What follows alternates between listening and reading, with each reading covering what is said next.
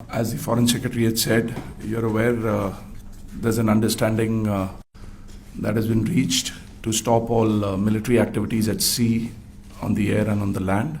And the Indian Navy, Indian Army and the Indian Air Force have been instructed to adhere to this understanding.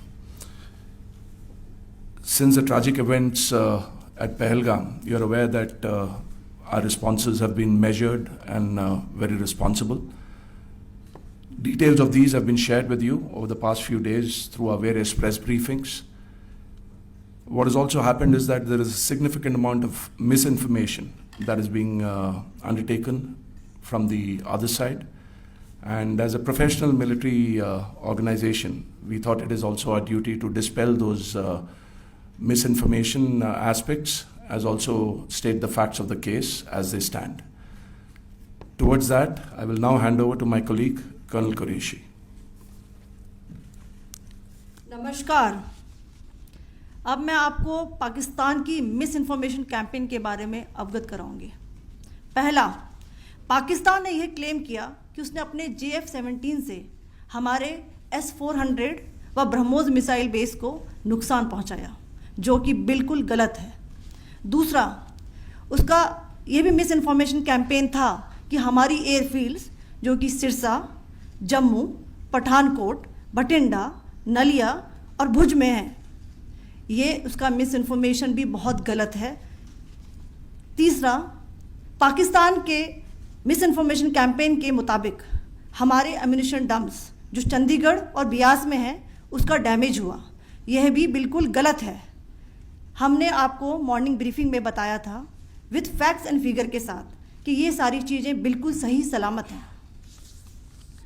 अब मैं आपको बताना चाहती हूँ कि पाकिस्तान के एक प्रेस कॉन्फ्रेंस में ये बात की गई थी कि उनके सीनियर मिलिट्री ऑफिसर्स जो कि पूरी तरह से ये भ्रामक हैं और तथ्यों से दूर हैं कि पाकिस्तान की ओर से ये झूठा आरोप भी लगाया जा रहा है कि भारतीय सेना ने मस्जिदों को नुकसान पहुंचाया। मैं इससे बिल्कुल स्पष्ट करना चाहती हूं कि India is a secular nation और हमारी सेना भारत के कॉन्स्टिट्यूशनल वैल्यूज़ की एक बहुत प्यारी झलक है। इंडियन आर्म्ड फोर्सेस ने पाकिस्तान को बहुत भारी नुकसान पहुंचाया, उनके मिलिट्री इंफ्रास्ट्रक्चर्स को, चाहे वो लैंड एसेट्स हों या फिर उनके एयर एसेट्स। यही नहीं, इंडियन आर्म्ड फोर्सेस ने पाकिस्तान की एयरफील्ड्स स्कर्दू, जकोबाबाद, सरगोदा और बुलारी को बहुत नुकसान पहुंचाया। इसके अलावा पाकिस्तान के air defence system, radar system, उनको भी एयर स्पेस में अनटेनेबल किया। यह भी बताना चाहती हूं कि लाइन ऑफ कंट्रोल के पास पाकिस्तान के command and control logistic installations और उनके मिलिट्री इंफ्रास्ट्रक्चर्स, मिलिट्री पर्सनल्स का इतना भारी नुकसान हुआ कि पाकिस्तान की ऑफेंसिव व डिफेंसिव कैपेबिलिटी को नष्ट कर दिया गया।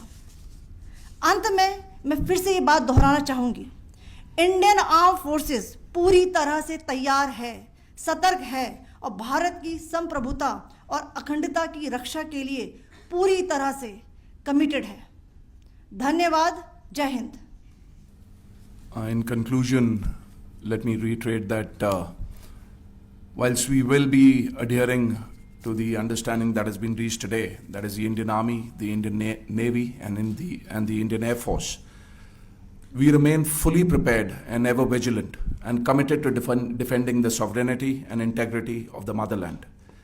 Every misadventure by Pakistan has been met with strength, and every future escalation will invite a decisive response. We remain fully operationally ready to launch whatever operations may be required in defense of the nation. Thank you very much, ladies and gentlemen.